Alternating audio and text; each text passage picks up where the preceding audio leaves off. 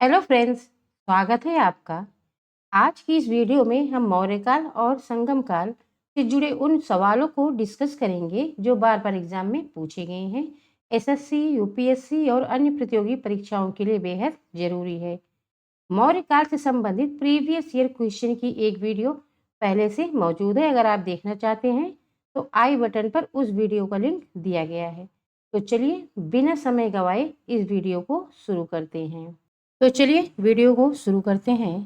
सातवाहनों ने पहले स्थानीय अधिकारियों के रूप में काम किया था, तो उन्होंने कहाँ काम किया था? तो आपका सही आंसर है ऑप्शन सी, मौर्यों के अधीन सातवाहनों ने पहले स्थानीय अधिकारियों के रूप में काम किया था। फ्रेंड्स, सातवाहन इसके संस्थापक कौन थे? तो सातवाहन के संस्थापक थे सिमुक। सिमुक ने कौरव वंश को पराजित करके सातवाहन वंश की स्थापना की थी। निम्नलिखित में से वह महानतम कुषाण नेता कौन था जो बौद्ध बन गया था? तो आपका सही आंसर है ऑप्शन बी, कनिष्क।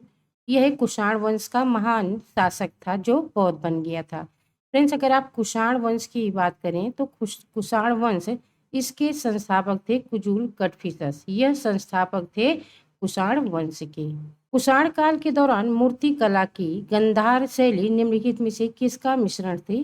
तो आपका सही आंसर है ऑप्शन डी, भारत ग्रीक शैली का मिश्रण थी गांधार शैली। कनिष्क की राजधानी क्या थी? तो फ्रेंड्स, कनिष्क की राजधानी थी, आपका ऑप्शन ए सही है, पुरुषपुर।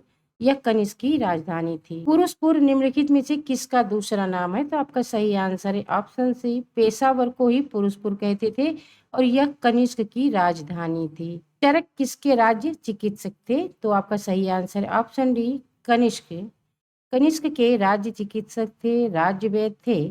चरक नहीं फ्रेंड्स, चरक संहिता जो कि एक चिकित्सा शास्त्र का महान ग्रंथ है, इसकी रचना की थी। इसे भारतीय चिकित्सा शास्त्र का विश्वकोश कहा जाता है। तक्षशिला के प्रसिद्ध स्थल होने का कारण क्या था? तो आपका सही आंसर है ऑप्शन सी, गांधार कला। यह तक्षशिला के प्रसिद्ध स्थल होने का एक कारण है। भारत में सर्वप्रथम स्वर्ण मुद्राएं किसने चलाई? तो आपका सही आंसर है ऑप्शन बी, इंडो बैक्टीरियन ने ही भारत में सर्वप्रथम स्वर्ण मुद्राएं चलाई। तो यह इंडो बैक्टीरियन कौन थे? तो फ्रेंड्स, इन्हें हिंद यूनानी भी कहा जाता है, इंडो बैक्टीरियन को। यहाँ से एक क्वेश्चन बनता है कि मौर्यों के काल में भारत की उत्तरी पश्चिमी सीमा पर पहला आक्रमण किसने किया था? तो वह थे इंडो बैक्टीरियन। हिंद यूनानी में इसके जो महान राजा थे जिसने पहले भारत पर आक्रमण किया वह था डेमोट्रियस। डेमोट्रियस ने ही भारत पर आक्रमण किया था पहले।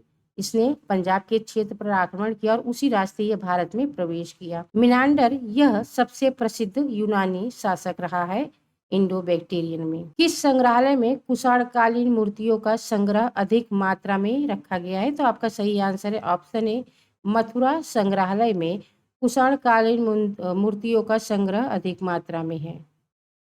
निम्न में से कनिष्क के समकालीन कौन थे? तो आपका सही आंसर है ऑप्शन बी, नागार्जुन, अश्वघोष और वासुमित्र।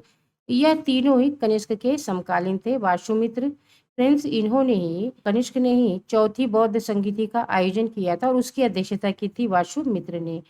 अश्वघोष इन्होंने बुद्ध चरित्रम, जिसे बौद्धों का रामायण भी कहा जाता है, उसकी रचना की थी। और नागार्जुन, इन्हें भारत का आइंस्टीन कहा जाता है। इन्होंने माध्यमिक सूत्र नाम की एक पुस्तक की रचना की जिसमें नागार्जुन के सापेक्षता का सिद्धांत दिया गया है। किस वंश के शासकों ने ब्राह्मणों एवं बौद्ध भिक्षुओं को कर मुक्त भूमि या गांव भूमि अनुदान देने की प्रथा आरंभ की? तो आपका सही आंसर ऑप्शन ए, सातवाहनों ने। भारतीय रंगमंच में यवनिका का पर्दा का शुभारंभ किसने किया? तो आपका सही आंसर है ऑप्शन सी, यूनानियों ने। भारतीयों के महान रेशम मार्ग किसने आरंभ किए? तो आपका सही आंसर है ऑप्शन ए, कनिष्क ने ही महान रेशम मार्ग आरंभ किया था। निम्नलिखित में से किसने बड़े पैमाने पर स्वर्ण मुद्राएं सोने की मुहर चलाई थी? यहाँ पर मुहर लिखा था, यहाँ पे होना चाहिए था मुहर। किसने सोने की मुहर चलाई थी? आपका सही आंसर है ऑप्शन बी, कुषाण शासकों ने बड़े पैमाने पर स्वर्ण मुद्राएं और सोने की मुहरें चलाई थी। चरक और नागार्जुन किसके दरबार की शोभा थे? जैसे कि भी आपने पिछली स्लाइड में देखा, ऑप्शन ए सही है आपका, कनिष्क के दरबार की शोभा थे चरक और नागार्जुन। शक संवत का प्रारंभ किस सम्राट के शासन काल में 78 ईसा पूर्व में हुआ था?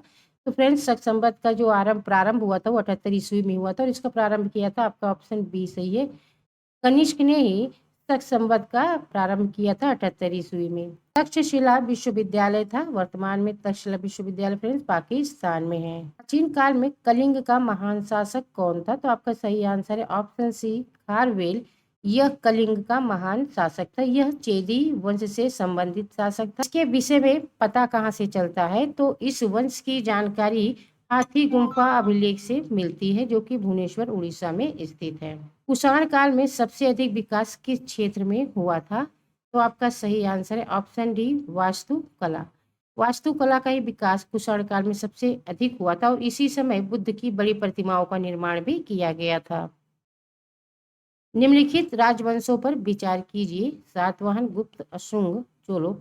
इनका सही कालक्रम बताना है। तो आपका सही आंसर है ऑप्शन डी 3, 1, 2, 4। शुंग वंश के बाद किस वंश ने भारत पर राज किया था? तो आपका सही आंसर है ऑप्शन सी कौरव वंश ने शुंग वंश के बाद कौरव वंश की स्थापना की थी वासुदेव ने कौरव वंश की स्थापना की थी। और शुंग वंश का अंतिम शासक था देवभूति। शुंग वंश का अंतिम शासक था देवभूति और कौरव वंश की स्थापना की थी वासुदेव ने। किस चीनी जनरल ने कनिष्क को हराया था? तो आपका सही आंसर ऑप्शन ए पेन चाओ ने कनिष्क को हराया था। उत्तरी तथा उत्तरी पश्चिम भारत में सर्वाधिक संख्या में तांबे के सिक्कों को जारी किया था। आपका सही आंसर है ऑप्शन सी कुषाणों ने ही उत्तरी तथा उत्तरी पश्चिमी भारत में सर्वाधिक संख्या में तांबे के सिक्के जारी किए थे। जो कला शैली भारतीय और ग्रीक यूनानी शैली का मिश्रण है उसे कहते हैं। आपका सही आंसर है ऑप्शन सी गांधार शैली। प्राचीन भारत का महान व्याकरण पतंजलि किसका समकालीन था? तो फ्रेंड्स आपका सही आंसर है ऑप्शन डी पुष्यमित्र शुंग का समकालीन था पतंजलि। पुष्यमित्र शुंग ने मौर्य शासक बृहद्रथ की हत्या की, जो कि मौर्य वंश के अंतिम शासक थे। और उसके बाद पुष्यमित्र शुंग ने शुंग वंश की स्थापना की। इतिहास के अनुसार पतंजलि की पुस्तक थी महाभाष्य। पतंजलि की पुस्तक कौन थी? महाभाष्य थी। इसके अनुसार पतंजलि पुष्यमित्र शुंग के पुरोहित थे। इन्होंने 2 अश्वमेध यज्ञ भी करवाए थे। पुष्यमित्र शुंग ने भरत सेतु स्तूप की निर्माण भी करवाया था। प्राचीन काल के भारत पर आक्रमणों के संबंध में कौन सा सही काल अनुक्रम है? तो आपका सही आंसर ऑप्शन सी यूनानी, कुषाण, शक। भारत में प्रथम बार सैनिक शासन व्यवहार में लाया गया। तो आपका सही आंसर है ऑप्शन ए ग्रीकों द्वारा भारत में प्रथम बार सैनिक शासन लाया गया। ईसा पूर्व दूसरी सदी के प्रारंभ में उत्तरी अफगानिस्तान में स्थापित भारत यूनानी राज था। तो आपका सही आंसर है ऑप्शन ए बैक्टीरिया। बैक्टीरिया ही स्थापित भारत यूनानी राज्य था उत्तरी अफगानिस्तान में। प्राचीन भारत में निम्न में से किसी एक ने नियमित रूप से सोने के सिक्के चलाए? तो आपका सही आंसर है ऑप्शन सी कुषाण वंश ने ही नियमित रूप से सोने के सिक्के चलाए थे। कलिंग नरेश खारवेल किस वंश से संबंधित थे? तो आपका सही आंसर है ऑप्शन ए चेदी वंश से संबंधित थे कलिंग नरेश खारवेल। निम्नलिखित में से किस अभिलेख में चंद्रगुप्त मौर्य और अशोक दोनों का उल्लेख किया गया है? तो आपका सही आंसर है ऑप्शन बी महाक्षत्रप रुद्रदमन का जूनागढ़ अभिलेख। इसके अंतर्गत चंद्रगुप्त मौर्य और अशोक दोनों का उल्लेख किया गया है। रब्बा तक अभिलेख के संदर्भ में निम्नलिखित में से कौन सा कथन सही है? तो आपका सही आंसर है ऑप्शन ए कनिष्क और कन्फ्यूशस शासकों के बीच संबंध स्पष्ट करने के लिए। अब फ्रेंड्स चलिए सब देखते हैं संगम काल से जुड़े महत्वपूर्ण प्रश्नों को। लाल चेर के नाम से प्रसिद्ध वह, यहाँ पर फ्रेंड्स चेर होना था, चेर शासक कौन था जिसने कर्णागी के मंदिर का निर्माण कराया? तो आपका सही आंसर है ऑप्शन बी सेन गुट्टुवर ने ही कर्णागी के मंदिरों का निर्माण कराया था।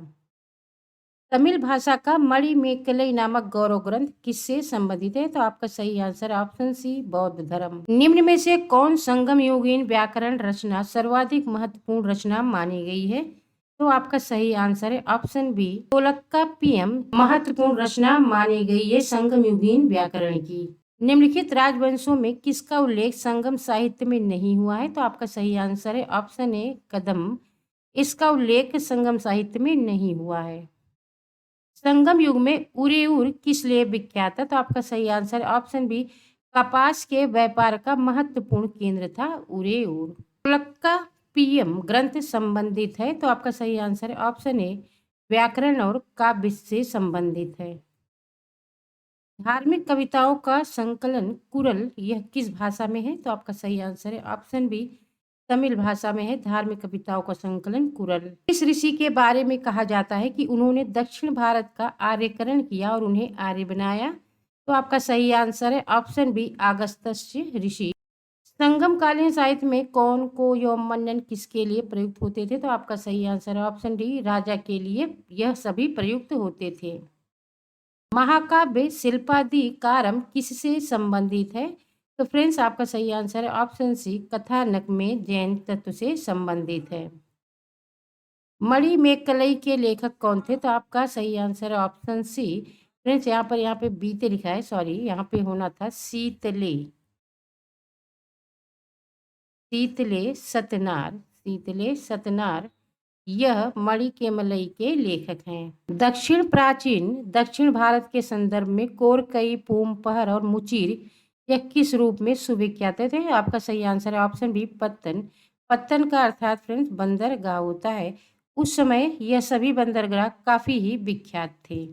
निम्नलिखित में से कौन सा एक संगम कविताओं में यथावर्णित वटु की रुतल की प्रथा को स्पष्ट करता है? तो आपका सही आंसर है ऑप्शन डी, युद्ध में पराजित राजा का आमरण अनशन कर अनुष्ठानिक मृत्यु वरण करना ही वटु कीर्तन की प्रथा को स्पष्ट करता है।